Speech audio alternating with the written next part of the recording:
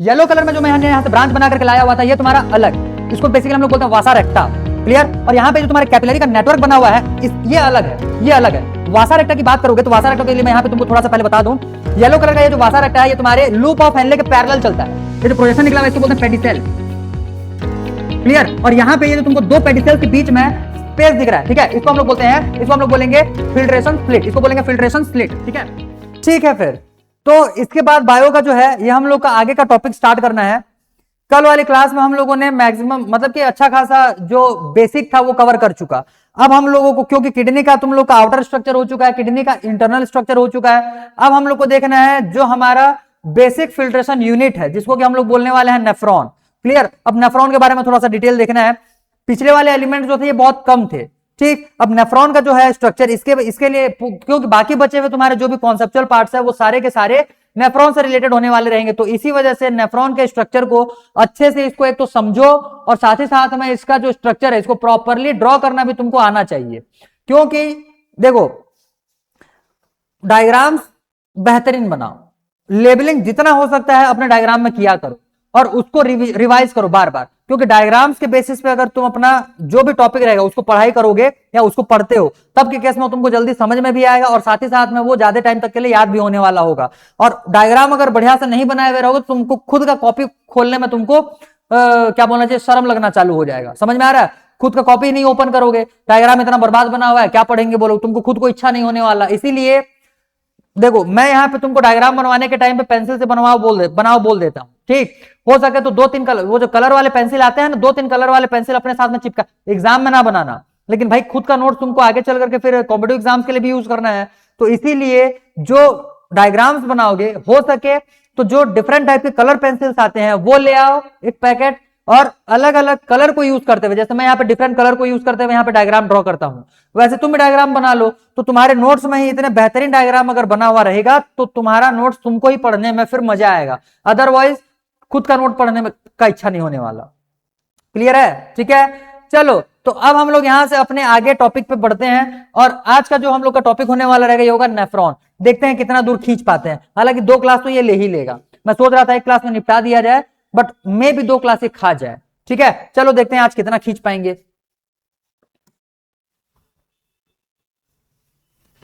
Next, nephron.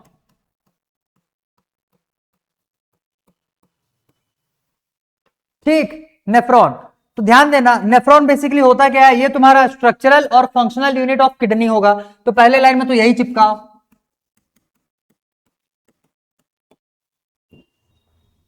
Structural and functional unit of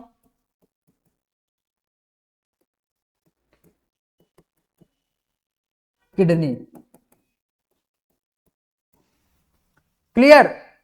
Each kidney contains 1 million नेफ्रॉन, around 1 million nephron, मतलब 10 lakh nephron के आसपास में एक एक किडनी, सॉरी 10 मिलियन के आस, सॉरी क्या बोल रहे हैं भाई, 1 मिलियन या फिर 10 लाख के आसपास में जो तुम्हारे नेफ्रॉन्स होते हैं ये एक किडनी में होने वाले होंगे। तो दोनों किडनी मिलाकर के मान लो 2 मिलियन के आसपास हो गए, मतलब 20 लाख के आसपास। ठीक है, तो each kidney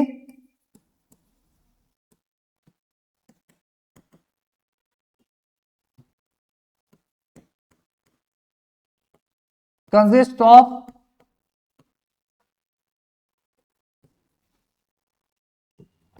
around 1 million nephrons.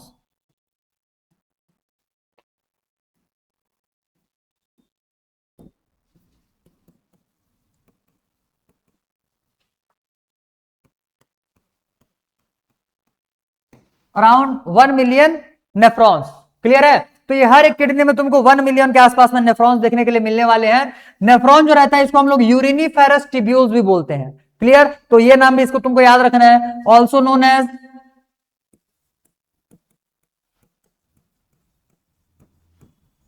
Uriniferous tubules.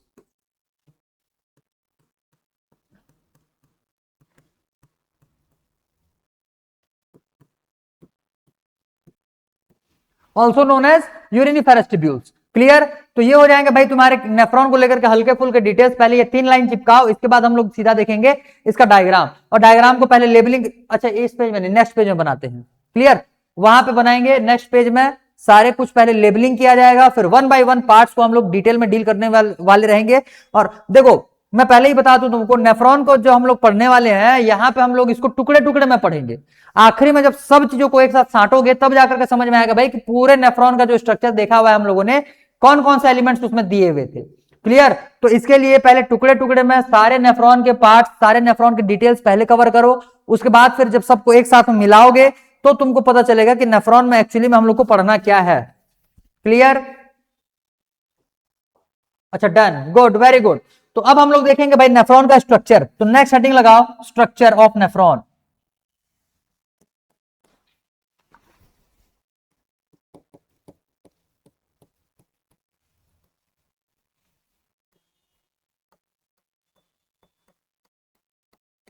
Structure of nephron. देखो, क्लास 10th में जितना स्ट्रक्चर देखे हुए थे ना, उससे ज्यादा नहीं है, स्ट्रक्चर उतना ही है।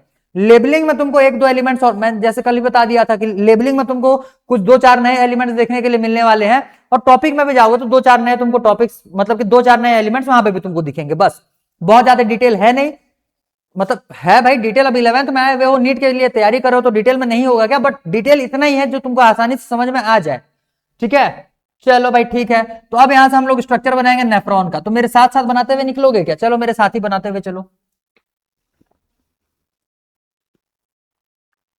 ये तो हो जाएगा सबसे पहले में बोमेंस कैप्सूल।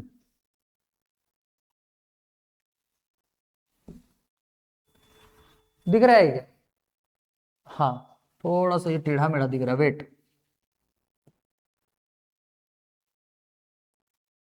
ठीक है, काम चल जाएगा।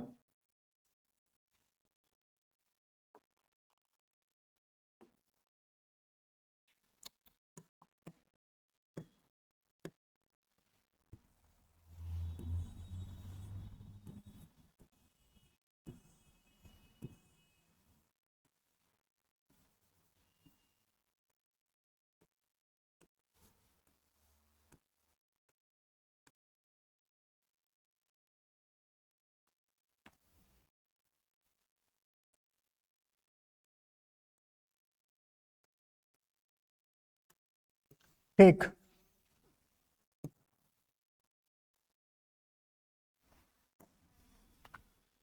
ठीक है। अब इसको आगे नीचे उतराएंगे भाई।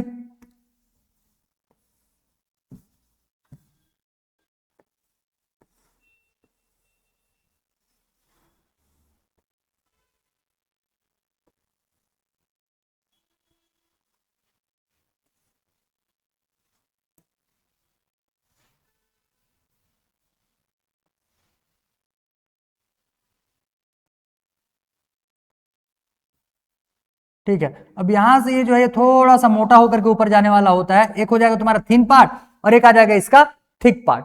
क्लियर? इसको आगे बढ़ाओ।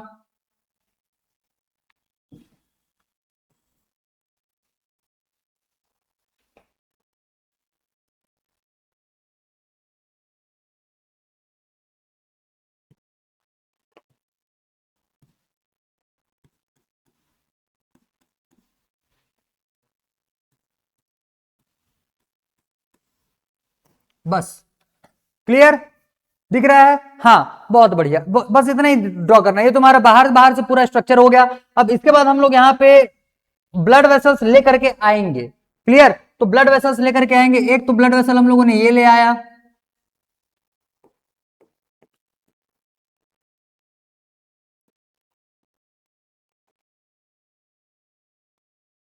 ये आया हुआ जो दिख रहा है, ये तुमको मैंने जानबूझ करके यहाँ पे मोटा बनाया हुआ है और इसको पतला बनाया हुआ है। ये ऐसे ही रहने वाला होगा।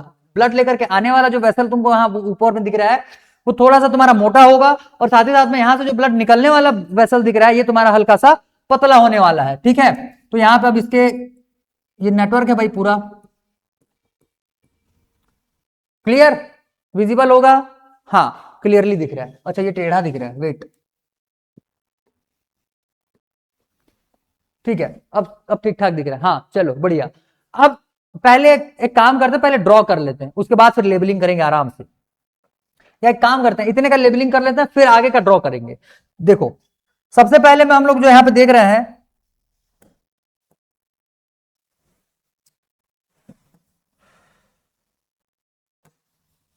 ठीक, देखो यहां पे ये देखो, ब्लड को कैरी करने वाला जो वेसल रहता है, ये हम लोगों ने कल भी देखा हुआ था, ये हो जाएगा आर्टरी। तो आर्टरी के लिए तुमको, जैसे हम लोगों ने हार्ट करने के टाइम पे भी आर्टरी को बहुत ज्यादा और आगे नहीं बढ़ाया हुआ था, हम लोगों ने आर्टरी तक ही देखा हुआ था, ठीक है, ऑर्टा, ऑर्टा के बाद आर्टरी, बट और भी उसके बाद वेसल्स होते हैं। ये तुमको क्लास 10th में बताया गया रहेगा कि जो ऑर्टा होता है, ऑर्टा आगे चल करके आर्टरीज में ओपन होता है, आर्टरीज जो रहेंगे तुम्हारे आगे चल करके आर्टेरियोल्स में ओपन होते हैं, ठीक है। आर्टेरियोल्स जो रहता है तुम्हारे आर्टरीज के बहुत ही छोटे वेसल्स होते हैं, सबसे छोटे वेसल्स यही होते हैं। जनरली जो तुम्हारा जो कैपिलरीज रहता है यहां से आर्टियोल से जुड़े हुए रहते हैं। Clear, clear. और वेन्स का भी छोटा वर्जन रहता है जिसको हम लोग बोलते हैं वेनलेट। क्लियर है, ठीक है। हालांकि उतना डिटेल अभी हम लोग को नहीं देखना है, बस आर्टेरियोल्स का यहां पे यूज है, तो इसीलिए आर्टेरियोल्स को दिमाग में बिठाओ। तो ऊपर के साइड में जो तुमको ब्लड लेकर के आने वाला वेसल दिख रहा है, इसको हम लोग बोलते हैं efferent arterioles, efferent arterioles. Clear. और जो ब्लड को यहां से, ये जो पार्ट दिख रहा है यहां से बाहर, मतलब कि इससे दूर लेकर के जाने वाला होगा, इसको हम लोग बोलेंगे इफरेंट आर्टेरियोल्स। ध्यान देना, ई और ए ये दोनों में इंपॉर्टेंट, मतलब कि दोनों का ई को ए या ए को ई किए, हाँ तो फिर भाई पूरा वो गलत हो जाएगा, ठीक है। Efferent arterioles.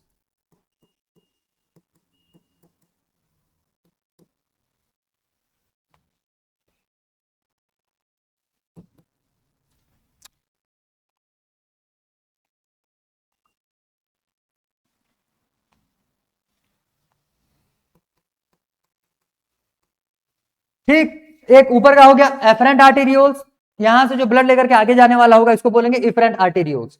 यहां पे जो तुमको अंदर में गोले लाइक स्ट्रक्चर दिख रहा है इसको बोलते हैं ग्लोमेरुलस,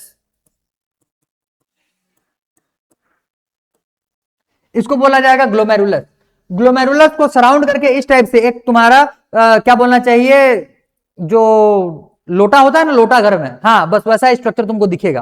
क्लियर। तो इस टाइप से जो स्ट्रक्चर दिखने वाला रहता है इसको हम लोग बोल रहे हैं यहां से बोमेंस कैप्सूल, ये हो जाएगा बोमेंस कैप्सूल।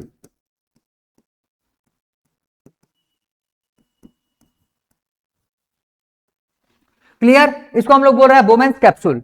वो तुम्हारा होल्ड किया हुआ किसको बोलोगे, तो वो तुम्हारे ग्लोमेरुलस को, ग्लोमेरुलस उसके इनसाइड में प्रेजेंट होने वाला होता है। नेक्स्ट, उसके बाद में फिर ये जो घुमा फिरा हुआ पार्ट दिख रहा है इसको हम लोग बोलते हैं कॉन्वोल्यूटेड टिब्यूल्स, ठीक है। घुमा फिरा हुआ पार्ट तुमको वहां पे भी दिख रहा होगा, उसको भी बोलेंगे कॉन्वोल्यूटेड टिब्यूल्स, कॉन्वोल्यूटेड टिब्यूल्स। अब ये तुम्हारे इसके पास में है और इसके बेसिस पे तुमको बताना है। तो भाई जिसके पास, मान लो इसको हम लोगों ने बेस लिया हुआ है और इसके पास में ये रहेगा, तो पास वाले को हम लोग क्या बोलते हैं, प्रॉक्सिमल, और दूर वाले को क्या बोलते हैं, डिस्टल, ठीक है।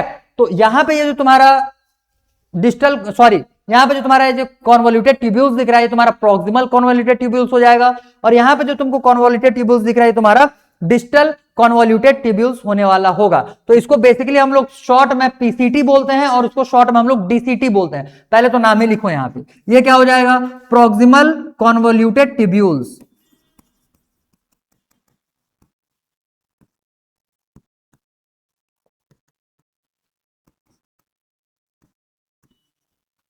क्लियर। अब मैं यहां पे कचरा ज्यादा नहीं करवाने वाला, ठीक है, सिर्फ लेबलिंग करो यहां पे।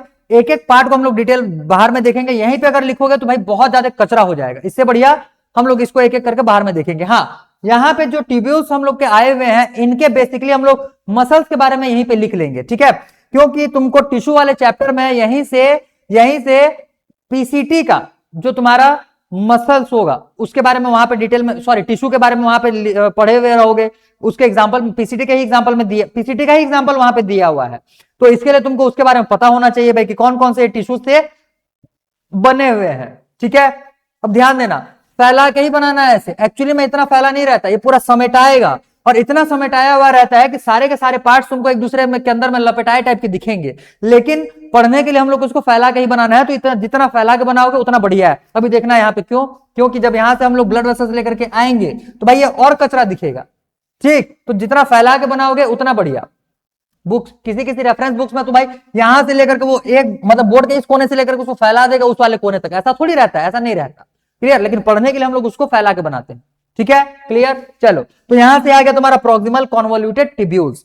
उसके बाद फिर ये जो तुमको लूप दिख रहा है, लूप, इसको हेयरपिन शेप में बोलेंगे, ठीक है, बुक में भी लिखा हुआ है हेयरपिन शेप में। ये जो तुमको लूप दिख रहा होगा इसको हम लोग बोलते हैं हेनलीज लूप या लूप ऑफ हेनले, ठीक है। ये हो जाएगा हेयरपिन शेप्ड।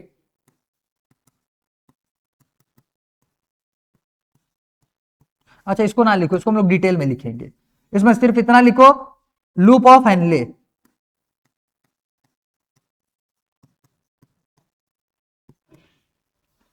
ठीक, इसको हेनलीज लूप भी बोल जाता है। शॉर्ट में इसको हम लोग लिखेंगे LOH। भाई शॉर्ट में लिखने वाले हैं, इतना दिमाग में बिठाओ, इसको बोलेंगे PCT। ठीक है, ये हो गया तुम्हारा लूप ऑफ हेनले। तो लूप ऑफ हेनले का ये तुम्हारा थिन पार्ट होता है, तो इसको हम लोग बोलेंगे thin loop of Henle. Clear. और ये हो जाएगा तुम्हारा थिक पार्ट, इसको बोलेंगे हम लोग थिक लूप ऑफ हेनले।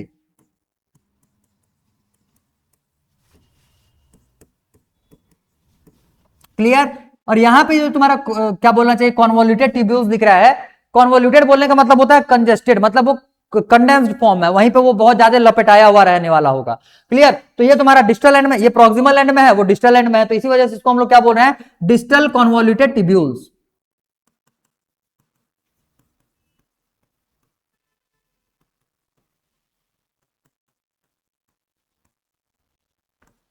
ठीक है, इसको हम लोग बोलेंगे DCT।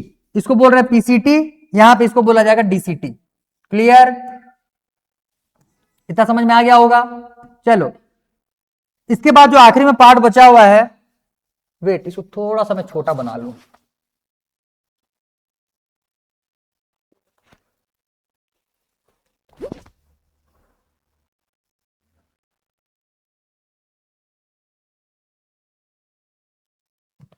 दिख तो जाना चाहिए भाई, इतने में दिख रहा है क्या? किसी को अगर दिखने में कुछ प्रॉब्लम हो रहा है क्या, बताओ। नहीं, लेटर्स भी ठीक ठाक दिख रहे हैं, मतलब साइज में दिख। भाई तुम्हारा तो मोबाइल स्क्रीन है, मोबाइल स्क्रीन में तो पूरा बॉडी आता है। एक्चुअली मेरे को ये वॉल्स भी दिखते हैं, तो मेरे को ये लगता है भाई कि तुम्हारे लिए छोटा साइज पड़ रहा होगा, जबकि तुम्हारे मोबाइल में सिर्फ ये स्क्रीन आता है। क्लियर। और मेरे नजर में ये स्क्रीन के साथ साथ पूरा ये इसके सराउंड, इसके आसपास में जो वॉल है वो भी दिखता है, तो मेरे को ये छोटा छोटा अपीयर होता है। तो इसीलिए मैं बार बार पूछते रहता हूं कि किसी को अगर कोई सा भी चीज छोटा दिखे, चाहे डायग्राम हो या फिर उसका लेबलिंग हो, तो उसको जल्दी से पूछा करो। ठीक, चलो भाई ठीक। तो अब हम लोगों ने यहां तक पहुंच गया।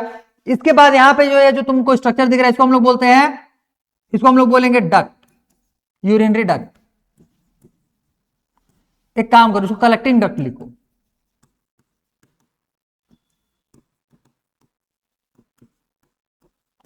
Collecting duct. Clear, clear. तो बेसिकली ये है तुम्हारे, अच्छा बचे हुए और बचे हुए, अभी हम लोग इसको ला करके लपेटेंगे यहां पे। ठीक है, लपेटेंगे। तो एक काम करते हैं, मैं इसको यहीं पे लपेट लेता हूं, वेट।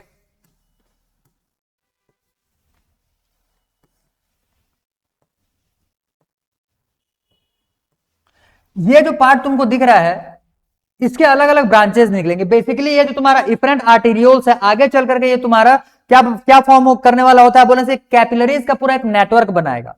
क्लियर। कैपिलरीज का ये नेटवर्क बनाएगा, उसके क्या क्या फंक्शंस होते हैं वो हम लोग वन बाय वन टॉपिक के साथ में डिटेल में डील करेंगे। तो पहले तो यहां से हम लोग एक कैपिलरी का नेटवर्क निकाल करके लाने वाले हैं, दोनों तरफ से ले लो। ठीक है, दोनों। तो और उसका एक ब्रांच भी निकलेगा। ठीक है, उसका एक ब्रांच भी तुम्हारा यहां से निकलने वाला होता है। तो एक काम करें, पहले ब्रांच को मैं इधर निकाल लूं।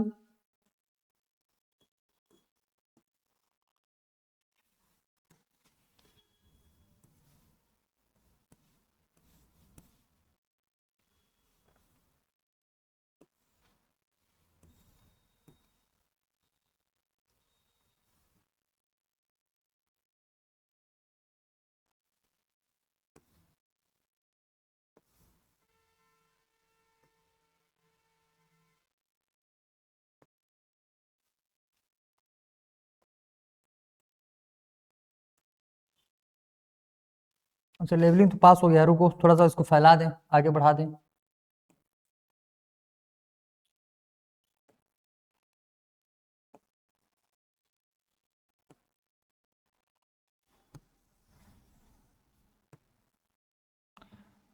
बस ये चैप्टर में यही है, डायग्राम बनाने में टाइम लगता है, बाकी टॉपिक्स बहुत ज्यादा है नहीं, टॉपिक्स तो बहुत ही कम है। एक काम करें, मैं ये जो ब्रांच है इसको मैं येलो कलर से बना रहा हूं, ठीक है।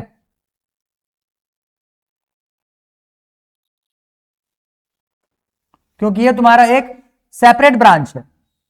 क्लियर। और जो यहां से तुम्हारे कैपिलरी के नेटवर्क बनेंगे वो अलग, ये सेपरेट एक ब्रांच है।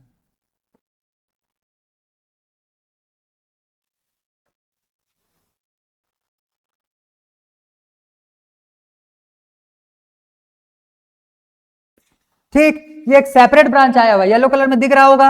हाँ, ये तुम्हारा एक सेपरेट ब्रांच है इस इफरेंट आर्टेरियोल्स का। तो इफरेंट आर्टेरियोल्स के यहाँ पे तुम्हारे दो दो टाइप से हम लोग अपीयरेंस देखने वाले रहेंगे। एक तो इफरेंट आर्टेरियोल यहाँ पे भर भर करके अभी बनाएगा, क्या चीज बोलने से, कैपिलरी नेटवर्क। अभी देखो कैपिलरी नेटवर्क भी यहां से बनाते हैं, वेट।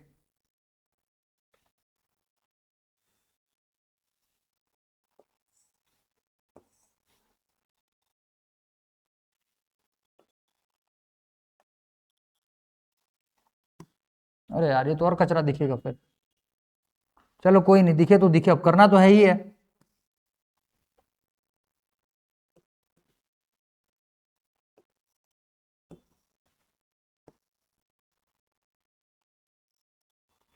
ठीक है, बस इतना बहुत ज्यादा है, बन चल जाएगा इतने से काम। एक आध दो और चिपकाना चाहो तो चिपका लो यहां से, ठीक है।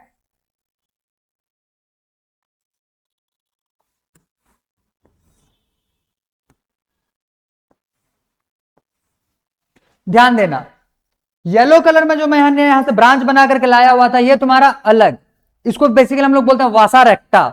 क्लियर। और यहां पे जो तुम्हारे कैपिलरी का नेटवर्क बना हुआ है, इस ये अलग है, ये अलग है। वासा रेक्टा की बात करोगे तो वासा रेक्टा के लिए मैं यहां पे तुमको थोड़ा सा पहले बता दूं, येलो कलर का ये जो वासा रेक्टा है, ये तुम्हारे लूप ऑफ हेनले के पैरेलल चलता है। क्लियर। तो जिधर तुम्हारा नीचे आने वाला लूप ऑफ हेनले रहता है, उधर से ये वासा रेक्टा ऊपर उठने वाला होगा, और जिधर से ये लूप ऑफ हेनले ऊपर जाने वाला रहता है, उधर से ये वासा रेक्टा नीचे आने वाला होता है। ये वासा रेक्टा एक्चुअली में है क्या बोलोगे तो ये तुम्हारे इफरेंट आर्टियोल जो आगे चल करके तुम्हारे बहुत सारे कैपिलरी में टूटता है, उसी का एक छोटा सा ब्रांच मान करके चलो है वासा रेक्टा। ठीक है, उसी का एक ब्रांच है वासा रेक्टा। इतना समझ में आ गया? क्लियर है? ठीक है, चलो तो इतने में से सारे लेबलिंग के साथ पूरे डिटेल डायग्राम को पहले ड्रॉ। अच्छा, पहले मैं तुमको यहां पे टिश्यूज बता दूं क्या? देखो ध्यान से। बेसिकली यहां पे ये जो ग्लोमेरुलस आया हुआ है, ग्लोमेरुलस क्या होता है? ग्लोमेरुलस, इसको बेसिकली हम लोग बोलते हैं टफ्ट ऑफ क्या बोलेंगे उसको, कैपिलरी।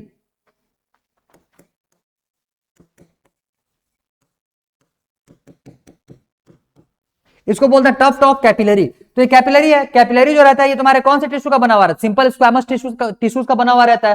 तो इसको हम लोग लिखेंगे सिंपल स्क्वैमस टिश्यू।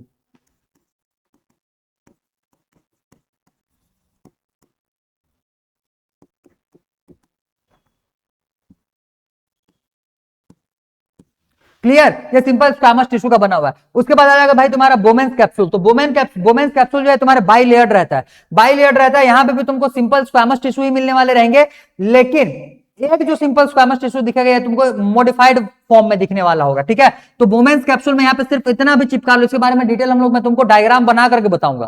क्लियर? तो यहां पे लिख लेना, इसमें लिख लेना सिंपल स्क्वैमस टिश्यू और मॉडिफाइड सिंपल स्क्वैमस टिश्यू।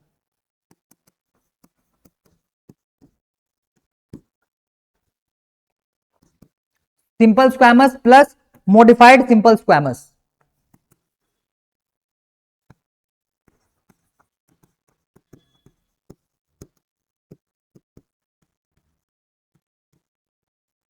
ठीक, और जो मॉडिफाइड सिंपल स्क्वैमस आया हुआ है, इसी का नाम हम लोग को आगे में देखना है। इसको हम लोग बोलते हैं पोडिसाइट। ठीक है, तो इसके बारे में भी अभी हम लोग देखेंगे। इसको पोडोसाइट, भाई पोडिसाइट नहीं पोडोसाइट। ठीक है, इसको हम लोग बोलते हैं पोडोसाइट। तो कौन सा ये टाइप का सेल्स का बना हुआ रहता है? पोडोसाइट।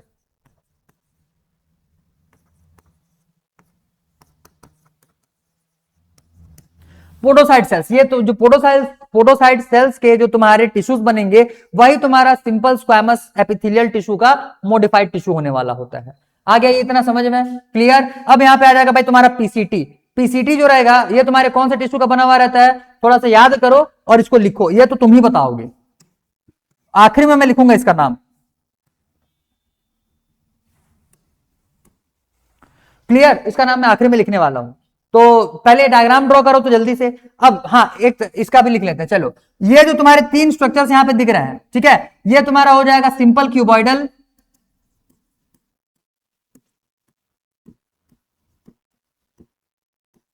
क्लियर। ये दोनों भी तुम्हारे हो जाएंगे मतलब डीसीटी और साथ ही साथ में thick thick part, thick loop of Henle, DCT और कलेक्टिंग डक्ट, ये तीनों ही तुम्हारे हो जाएंगे सिंपल क्यूबॉइडल।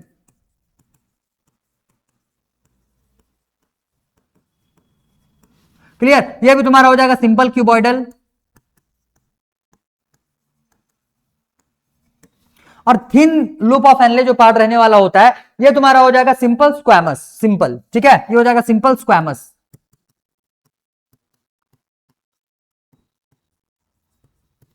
क्लियर, ये इन टिश्यूज के बने हुए हैं। चलो अब पीसीटी का याद करो, लिखो, मैं यहां पे नेमिंग लिखूंगा, सॉरी इसका नाम लिखूंगा, फिर तुमको समझ में आ जाएगा वो। क्लियर, जल्दी ये डायग्राम ड्रॉ करो फटाफट, सारे लेबलिंग लिखो। और अच्छा भाई जल्दी करो थोड़ा सा, आधा घंटा तो इसी में निकल चुका है। लिखो लिखो लिखो, जल्दी लिखो।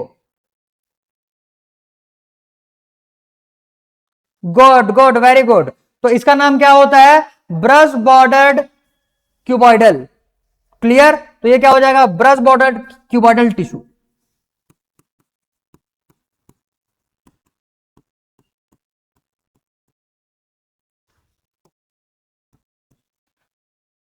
Brush bordered cuboidal tissue.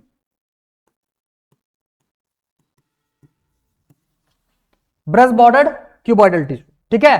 तो ये तुम्हारे सारे के सारे टिश्यूज हो जाएंगे हर एक पार्ट का, कि कौन सा पार्ट तुम्हारे कौन से टिश्यू से बना हुआ है। बाकी सारे पार्ट से तुमको ज्यादा मतलब है नहीं, क्योंकि तुम्हारा एक स्पेसिफिक नया टाइप का तुमको जो नाम देखने के लिए मिलेगा वो तुम्हारा पीसीटी का ही देखने के लिए मिलता है। तो इसको बस अच्छे से तुमको याद रखना है। और टिश्यू वाले चैप्टर में इसका एग्जाम्पल भी दिया हुआ है, तो जिन लोगों का टिश्यू चैप्टर क्लियर होगा उन लोगों ने नाम इसका लिख चुका रहेगा, ठीक है। और बाकी फिर भगवान को भाई जपना चालू कर दो कि निकाल दें तुमको बस साइंस से, ठीक। साइंस लेते हुए तुमको बस 11 12 के साथ साथ किसी कॉलेज तक बस पहुंचा दें।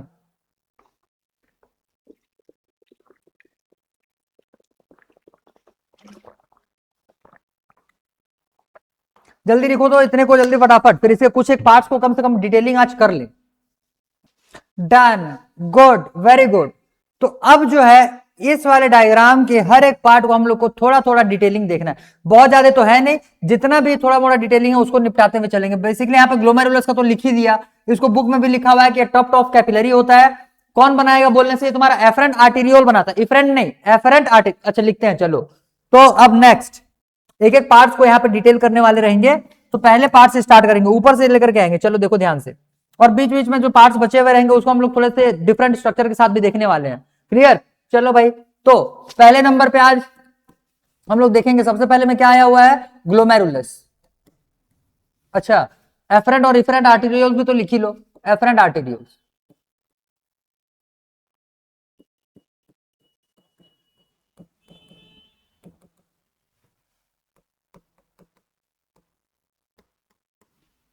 कैरी ब्लड फ्रॉम बॉडी, मतलब बॉडी के ब्लड को ये कहां तक लाने वाला रहता है? ग्लोमेरुलस के पास, ठीक है।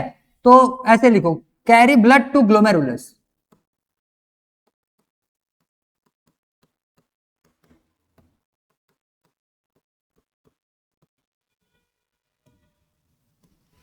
क्लियर, उसके बाद सेकंड नंबर पे आ जाएगा इफरेंट आर्टेरियोल्स।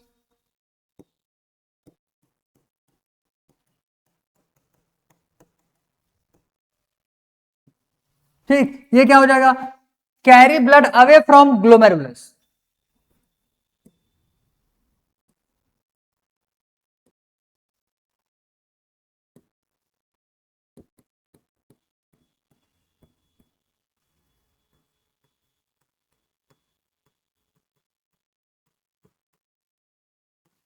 ठीक, तो ये हो गया भाई यहां से तुम्हारा इफरेंट आर्टेरियोल्स। इफरेंट आर्टेरियोल्स के बाद थर्ड पार्ट में हम लोग देखेंगे यहां पे ग्लोमेरुलस।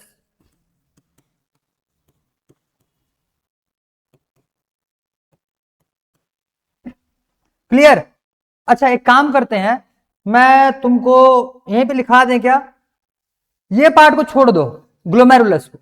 बाकी ये क्या बोलना चाहिए, बोमेन्स कैप्सूल से स्टार्ट करते हुए कलेक्टिंग ड्रग तक जब जाओगे, इस पार्ट को छोड़ दो। उसके बाद फिर ये बोमेन कैप्सूल से लेकर के कलेक्टिंग डक्ट तक जाओगे तो इसको हम लोग बोलते हैं रीनल टिब्यूल्स। इसको क्या बोलते हैं? Renal tubules. तो रीनल टिब्यूल्स से कहीं कोने में लिख लो भाई। एक तो ये पूरा नेफ्रॉन में तुमको दो पार्ट्स में इसको देखने के लिए मिलने वाला होगा, एक तो हो जाएगा तुम्हारा ये ग्लोमेरुलस और एक हो जाएगा पूरा रीनल टिब्यूल। क्लियर, तो यहां पे लिख लो नोट करके कहीं कोने में, except bowman capsules, sorry except glomerulus.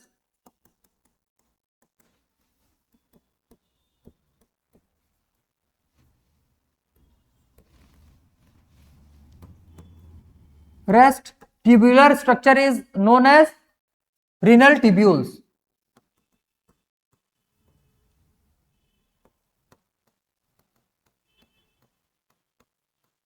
क्या बोल रहे हैं इसको, renal tubules.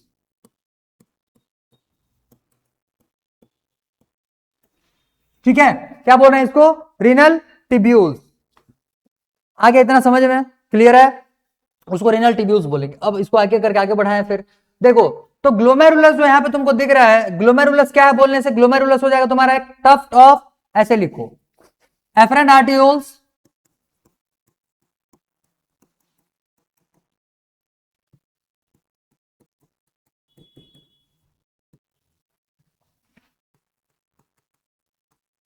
form tuft of capillaries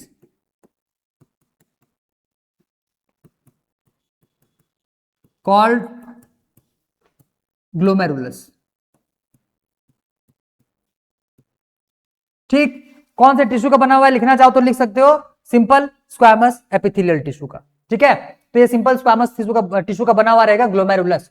next, बस इतना ही देखना है इसमें। ठीक है, glomerulus. Fourth, Bowman's capsule.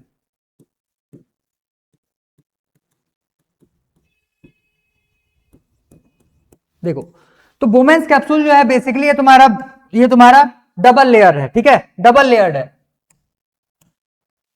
Bowman's capsule double layered है। क्लियर। अब जब ये डबल लेयर्ड है तब के केस में इसका स्ट्रक्चर भी देखना पड़ेगा। फिर देखो,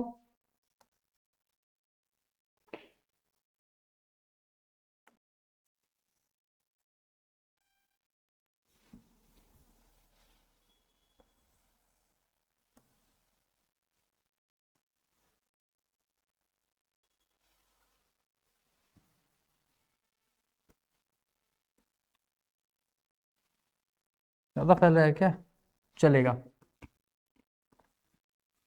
ठीक, तो ये है मान करके चलो तुम्हारा बोमेन्स कैप्सूल। तो बोमेन्स कैप्सूल में यहाँ पे तुम्हारा सेल्स जो रहेंगे ये अरेंज होकर के रहने वाले हैं। तो सेल्स यहाँ पे तुमको कौन सा देखने के लिए मिलेगा बोले थे, एक तो यहाँ से तुमको simple squamous tissue simple squamous देखने के लिए मिलने वाला होगा टिश्यू, और साथ ही साथ में उसका एक मॉडिफाइड वर्जन देखने के लिए मिलेगा। तो ध्यान दो, सबसे पहले ये तो मैंने यहाँ पे लिखा हुआ डबल लेयर। तो डबल लेयर होने की वजह से इसका जो लेयर का लेबलिंग होगा ये वैसे ही हम लोग करेंगे जैसे हम लोगों ने लंग्स के केस में किया हुआ था। एक तो हो जाएगा पैराइटल, मतलब बाहर की तरफ, ठीक है, और एक तुम्हारा क्या बोल रहे थे उसमें से, विसरल। क्लियर। तो ये बाहर वाले पार्ट को इसमें से बोला जाता है पैराइटल,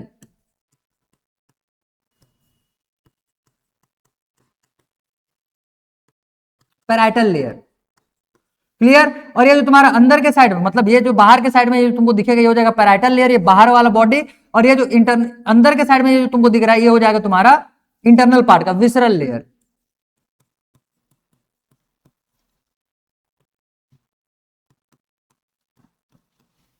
ठीक, इसको बोलेंगे हम लोग विसरल लेयर, मतलब इनसाइड में। अब इनके इनर वॉल में, भाई ये तो तुम्हारा आउटर स्ट्रक्चर हो गया, इनर वॉल में तुम्हारे प्रेजेंट होने वाले रहते हैं सेल्स। तो नीचे की अगर मतलब कि पैराइटल लेयर की अगर बात करोगे तो पैराइटल लेयर में यहां पे तुमको सिंपल दिखेगा, simple squamous tissue.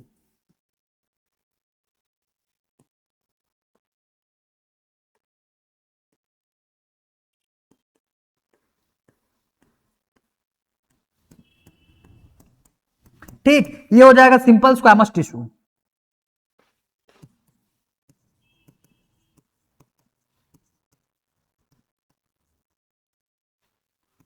Clear. Next, ऊपर के साइड में बनाए, देखो ध्यान से।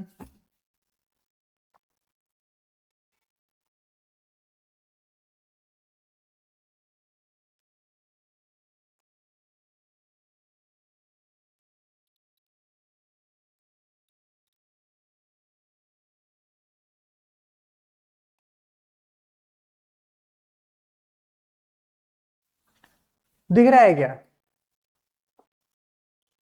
हाँ चलो, जैसे भी दिख रहा है। ये जो तुमको दिख रहा होगा यहां से, इसका ये प्रोजेक्शन निकाले हुए हैं बाहर की तरफ में, ये तुमको फ्लैट टाइप से दिख रहे होंगे। ये जो तुमको सिंपल सेल्स दिख रहे हैं तुमको फ्लैट टाइप से दिख रहे होंगे, इस टाइप से। क्लियर, इस टाइप से। और उसके बाद ये ऊपर में जो तुमको सेल्स दिख रहा है ये इस टाइप से बने हुए, ध्यान देना।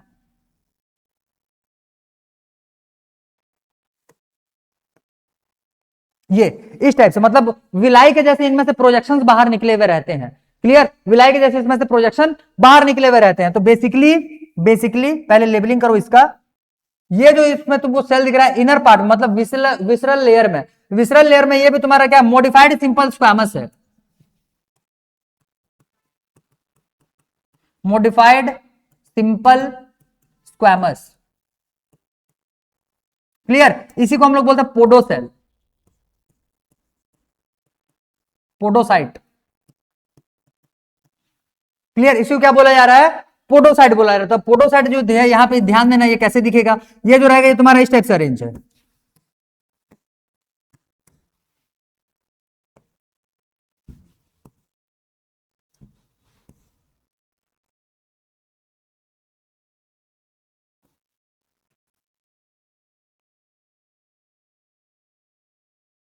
ये तो इस सेल में मान लो ये पूरा सेल हो गया, और ऐसे ऐसे करके ये अरेंज होकर के रहने वाले रहेंगे। बाहर की तरफ तुमको प्रोजेक्शन दिख रहा होगा निकला हुआ, ठीक है, तो ये तुम्हारा है बेसिकली पोडोसाइट। ये क्या है, ये हो जाएगा पोडोसाइट।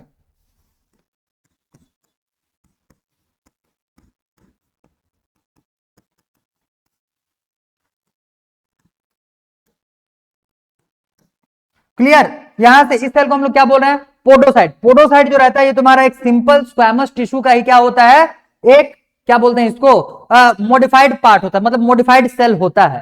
क्लियर, उसके बाद फिर यहां पे तुमको प्रोजेक्शन निकले हुए दिख रहे हैं, इसको इसको हम लोग बोलते हैं फिल्ट्रेशन स्लेट।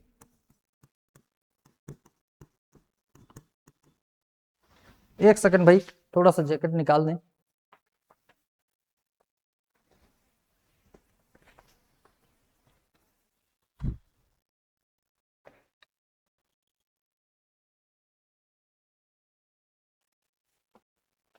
चलो, तो यहां पे क्या बोल रहे थे, फिल्ट्रेशन स्लेट, इसको क्या बोलेंगे, फिल्ट्रेशन स्लेट। क्लियर, तो फिल्ट्रेशन स्लेट, अब ध्यान देना, फिल्ट्रेशन स्लिट जो रहता है यही तुम्हारा डिसाइड करता है कि कौन कौन से सब्सटेंसेस जो है ये तुम्हारे छन करके बाहर निकल, हाँ इसको बोलेंगे हम लोग, ये जो प्रोजेक्शन निकला हुआ इसको बोलते हैं पेडिसेल। वेट, ये जो प्रोजेक्शन निकला हुआ इसको बोलते हैं पेडिसेल। क्लियर, और यहां पे ये जो तुमको दो पेडिसेल्स के बीच में स्पेस दिख रहा है, ठीक है, इसको हम लोग बोलते हैं, इसको हम लोग बोलेंगे फिल्ट्रेशन स्लिट, इसको बोलेंगे फिल्ट्रेशन स्लिट। ठीक है, तो यहां से ये पार्ट क्या हो जाएगा, स्पेस बिटवीन टू पेडिसेल।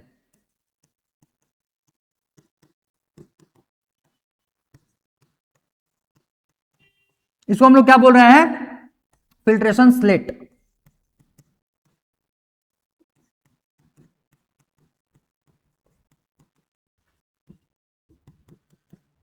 ठीक, इसको क्या बोला जा रहा है, फिल्ट्रेशन स्लिट।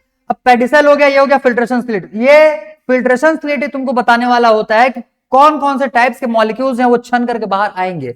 तो बेसिकली यहां पे जो तुम्हारा ये मॉडिफाइड सिंपल स्क्वैमस टिश्यू बना हुआ है पोडोसाइट का, तो सॉरी पोडोसाइट सेल्स का, ठीक है, तो पोडोसाइट सेल्स का जो तुम्हारा यहाँ पे मॉडिफाइड सिंपल स्क्वैमस टिश्यू बना है, इसका बेसिकली तुम्हारा सिग्निफिकेंस क्या है, क्यों ये बना क्यों है अगर बोलोगे, तब के केस में इसका मेन काम रहता है इंक्रीज सरफेस एरिया। ये सरफेस एरिया को इंक्रीज करेगा। भाई जाहिर सी बात है, फ्लैट सरफेस का सरफेस कम होता है और साथ ही में अगर घुमा फिरा रहेगा तो ये सरफेस एरिया को इंक्रीज करने वाला होगा। और इसका कॉन्सेप्ट हम लोगों ने बहुत सारे टॉपिक्स में कवर किया हुआ है। क्लियर, बहुत सारे टॉपिक्स में, जैसे हम लोगों ने माइटोकॉन्ड्रिया देखा था तो वहां पे भी किया हुआ था, और बहुत सारे स्ट्रक्चर्स देखे हुए थे जहां पे भी तुम्हारे इस टाइप से घूमे फिरे पार्ट। सबसे पहले तो सेल का जो हम लोगों ने प्रोकैरियोटिक बैक्टीरिया का देखा हुआ था, उसी में हम लोगों ने देखा हुआ था, मीजोजोम देखे थे, याद करो। ठीक है, तो ऐसे एक्सटेंशन हम लोगों ने बहुत सारे सेल्स या बहुत सारे पार्ट्स में देखा हुआ था। तो ये क्या होगा, पोडोसाइट जो है ये इंक्रीज सरफेस एरिया,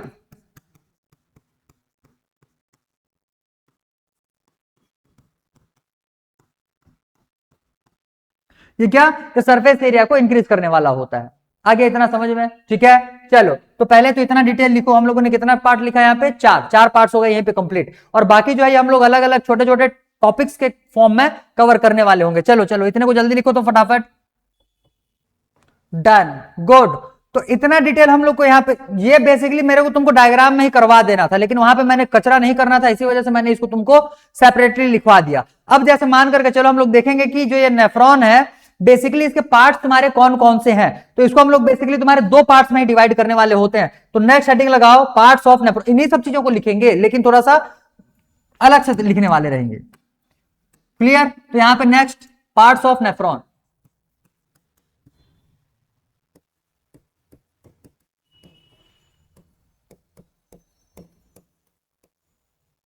ठीक, तो पार्ट्स ऑफ नेफ्रॉन बेसिकली हम लोग इसको दो पार्ट्स में डिवाइड किए हुए हैं। एक हो जाएगा Bowman's capsule,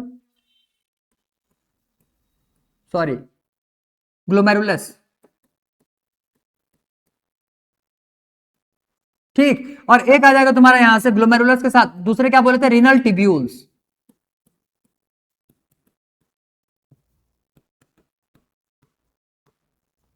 clear. Renal tubules में क्या क्या कंटेन करते हुए बोलने से मैंने तुमको जितना बताया था सब यहां पे चिपका लो। एक तो आ जाएगा बोमेंस कैप्सूल,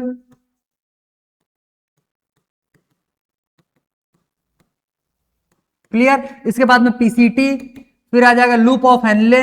लूप ऑफ हेनले का भी देखो, जो नीचे उतरने वाला रहता है उसको डिसेंडिंग बोलते हैं, जो ऊपर चढ़ने वाला होता है उसको असेंडिंग बोलते हैं। तो वो बेसिक एलिमेंट्स मैंने वहां पे नहीं चिपकाया हुआ था, आगे जब डिटेलिंग देखेंगे तो वहां पे मैं उसको कवर करवाऊंगा, ठीक है। तो नीचे उतरने वाले को जाहिर सी बात है डिसेंडिंग बोलते हैं और ऊपर चढ़ने वाले को असेंडिंग बोला जाता है। यहाँ पे आ जाएगा पीसीटी, पीसीटी के बाद लूप ऑफ हेनले, उसके बाद आ जाएगा डीसीटी, और डीसीटी के बाद तुम्हारा यहां से आ जाएगा कलेक्टिंग डक्ट।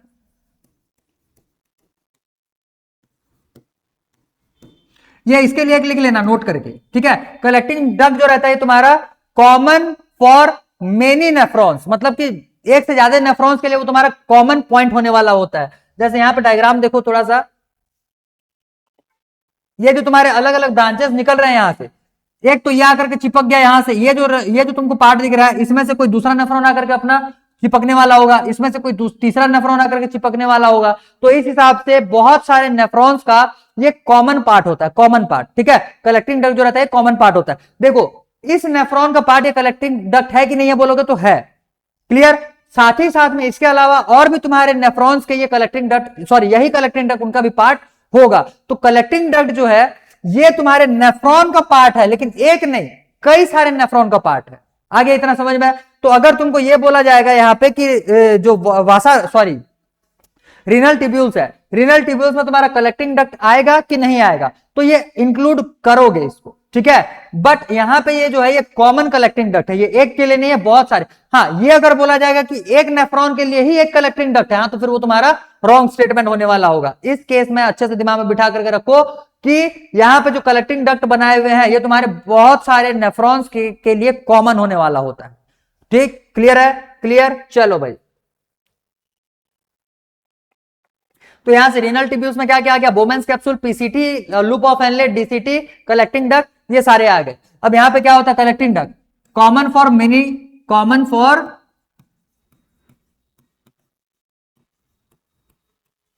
मेनी नेफ्रॉन्स,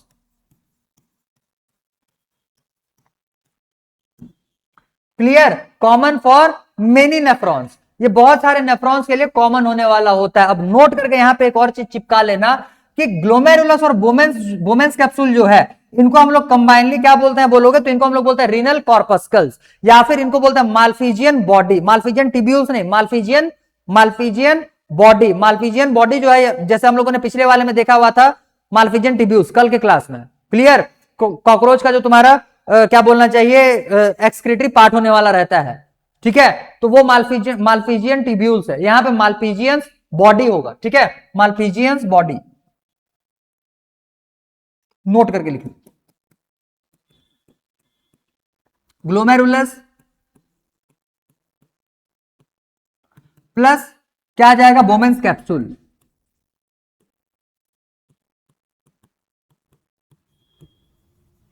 इसको हम लोग कंबाइनली क्या बोलने वाले हैं, इसको बोलते हैं रीनल कॉर्पस्कल्स। और साथ ही साथ में या तो रीनल कॉर्पस्कल्स बोलोगे या फिर इसका नाम क्या हो जाएगा, माल्पीजियंस बॉडी।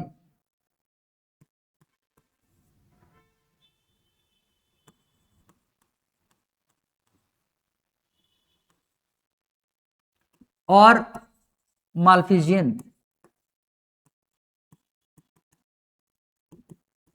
बॉडी, ठीक है, बॉडी ही लिखना है। अगर टिब्यूल्स कर दिए हाँ तो फिर भाई तुम्हारा वो एक्सक्रीटरी स्ट्रक्चर में चला जाएगा।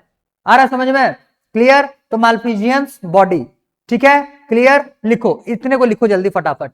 ये हो जाएगा तुम्हारा नेफ्रॉन के जो पार्ट्स हैं उन सब के डिटेलिंग को लेकर के, ठीक है। चिपकाओ, जल्दी चिपकाओ इसको फटाफट। Done, good. अब हम लोग देखेंगे यहां पे position of a nephron inside kidney.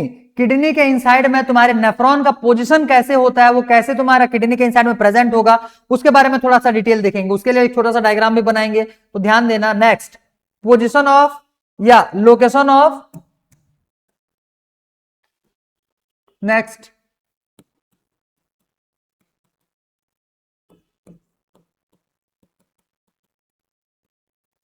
Nephron, inside kidney. ठीक, किडनी के इनसाइड में देखो ध्यान से, ये तुम्हारे कैसे प्रेजेंट होने वाला, मैं एक एक मेडुलरी पिरामिड ले रहा हूं एक, ठीक है, एक, सिर्फ एक से काम चल जाएगा अपना। ये हम लोग का हो गया किडनी का आउटर लेयर, ठीक है। यहां पे पूरा नहीं बना रहा मैं, जितने काम का है सिर्फ उतने कोई तुमको दिखा रहा हूं, ध्यान देना।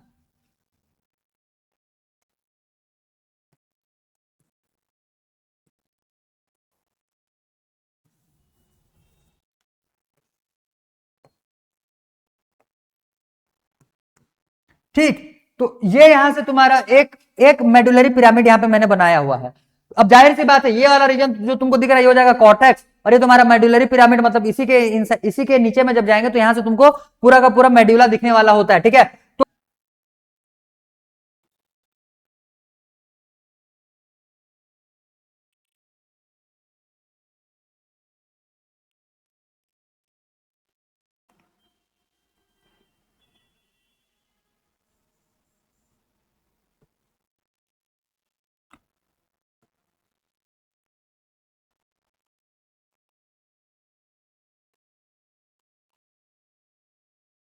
दिख रहा है क्या? हाँ दिख रहा है। अब देखो, अब तो कम से कम लेबलिंग तो तुमको पता चल गया रहेगा, सभी पार्ट्स के नेम तो तुमको वैसे भी पता चल चुके रहेंगे। तो ऊपर कॉर्टेक्स वाले पार्ट में तुमको कौन कौन से नेफ्रॉन के पार्ट्स दिख रहे हैं, और साथ ही साथ में मेडुला वाले रीजन में तुम्हारे कौन कौन से पार्ट्स दिख रहे हैं, ये तुमको देखना है, ठीक है। तो यहां से ये सबसे पहले मैं देखो, इसको और थोड़ा सा नीचे कर देते हैं, और यहां पे मैं तुमको ओपनिंग दिखा रहा हूं, ठीक। इसको बोलते हैं हम लोग पैपिलरी, बुक में नहीं दिया हुआ है, चलो इसको बाद में डील करेंगे, पहले इसी को देखो ध्यान से। लोकेशन अगर इसकी बात करेंगे तो बेसिकली तुम्हारे दो रीजन में ये प्रेजेंट है, एक तो हो जाएगा कॉर्टेक्स रीजन में, और एक आ जाएगा तुम्हारे मेडुला रीजन में। क्लियर? कॉर्टेक्स में तुम्हारे कौन कौन से पार्ट्स आ रहे हैं पूरा, एक तो आ जाएगा तुम्हारा बोमेन कैप्सूल, फिर पीसीटी, फिर डीसीटी, ये आ जाएंगे तुम्हारे किसमें, कॉर्टेक्स में। क्या क्या आ जाएगा इसमें? आ जाएगा सबसे पहले ऊपर में तुमको क्या दिख रहा है, Bowman's capsule.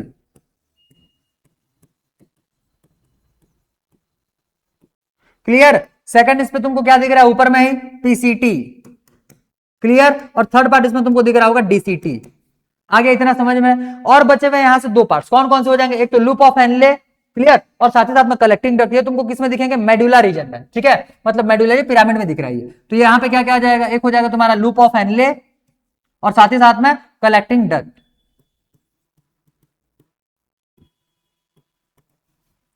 Clear? Clear? Actually में इसके नीचे में फिर यहां तक तुम्हारा आ गया, ये तुम्हारा हो जाएगा फिर क्या चीज, ये छोटा पार्ट दिख रहा है ना तुमको, ये हो जाएगा तुम्हारा माइनर कैलिक्स।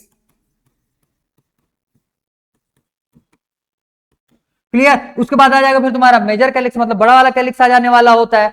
और माइनर कैलिक्स तक पहुंचने से पहले यहां पे ये तुमको पेपिलरी डक्ट दिखता है। कौन सा डक्ट दिखेगा, नाम ना लिखो, ये तुम्हारे में दिया नहीं है, लिखना चाहो तो लिख लो, बाकी याद नहीं करोगे तो भी चलेगा। यहां पे क्या दिखता है, पेपिलरी डक्ट दिखता है, पेपिलरी डक्ट। क्लियर? तो यहां पे ये तुमको यूरिन का कलेक्टिंग डक्ट दिख रहा है, आगे चल करके पैपिलरी डक्ट में ओपन होता है, वो फाइनली जाकर के तुम्हारा माइनर कैलिक्स, माइनर कैलिक्स से मेजर कैलिक्स, उसके बाद में फिर तुम्हारा वो फनल शेप्ड स्ट्रक्चर में, और फाइनली वो यूरेटर के थ्रू बॉडी से बाहर निकाल दिया जाएगा। आगे इतना समझ में? ठीक है, क्लियर? हाँ, फनल शेप्ड को रिनल पेल्विस बोलते हैं ना, नाम बीच बीच में मैं नहीं बोलता हूं, मैं स्ट्रक्चर बता देता हूं ताकि तुम्हारे दिमाग में कम से कम नाम घूमे। आ रहा बात समझ में? क्योंकि स्ट्रक्चर के साथ साथ अगर नाम तुम्हारे दिमाग में नहीं आने वाला होगा भाई, तो इतना पढ़ने का कोई मतलब निकलने वाला नहीं है। क्लियर? क्लियर? तो इस हिसाब से ये तुम्हारा पोजीशन या फिर लोकेशन मान करके चलो, inside a kidney of a nephron, एक किडनी के इनसाइड में नेफ्रॉन का पोजीशन, लोकेशन, या फिर जगह जो है तुम्हारा कहां पे होने वाला होता है, इसके बारे में डिटेल था ये। आ गया ये समझ में? ठीक है, बनाओ ये पूरा स्ट्रक्चर बनाओ जल्दी। हाँ, एक चीज और लिख लेना यहाँ पे, ठीक है, ये जो है ये तुम्हारा मेडुलरी पिरामिड है।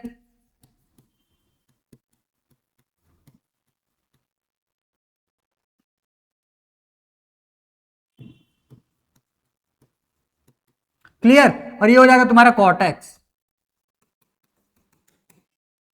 ठीक है, क्लियर? लिखो लिखो लिखो, इतने को जल्दी लिखो। Done, good, very good. तो यहां तक का हम लोगों ने किडनी के मतलब नेफ्रॉन के अच्छे खासे पार्ट्स कंप्लीट कर लिए। अब जो है ये तुम लोग को थोड़ा सा कॉन्सेप्चुअल पार्ट पे उतरना है।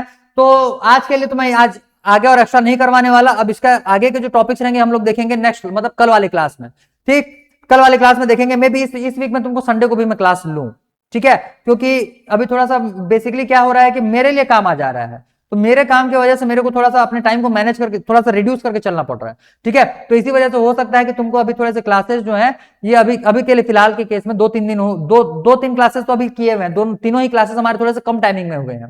क्लियर, हालांकि वैसे कोई लोड वाली बात है नहीं, इस हफ्ते में खत्म तो करने का प्लानिंग है ही है। संडे को में भी तुम्हारा क्लास इस बार का हो, जो लोग लाइव आ जाओ बहुत बढ़िया, नहीं आ पाओ तो भी कोई दिक्कत वाली बात नहीं है, वैसे रिकॉर्डिंग देख लेना। ठीक है, एक आध दो क्लास तो मैंने बोल ही दिया है कि एक आध दो क्लास रिकॉर्डिंग तुम्हारा चलेगा। ठीक है, क्लियर। अब कल हम लोग इसमें से थोड़ा सा डिटेलिंग और देखेंगे। बेसिकली हम लोग देखेंगे लूप ऑफ हेनले जो रहता है इसमें वासा रेक्टा कैसे आने वाला रहेगा। क्लियर, और इसमें से तुम्हारे अलग अलग पार्ट्स और भी थोड़े से 2-4 तो देखने वाले रहेंगे। तो कल हम लोग इसका डिटेलिंग करेंगे। आज के लिए बस क्लास इतना ही रखते हैं, अब नेक्स्ट क्लास कंटिन्यू करेंगे कल। चलो भाई ठीक है आज के लिए।